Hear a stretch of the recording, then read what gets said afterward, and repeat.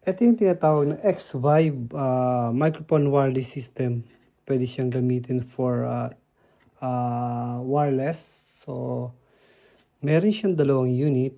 Ito yung transmitter and then the receiver.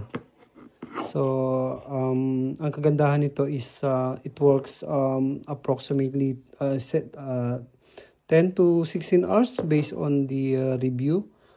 Madali lang itong gamitin. So, once fully charged, meron naman siyang charger, USB-C. Ito siya dalawa, transmitter and receiver. So, napakadali lang gamitin ito. Just press, switch the power, both.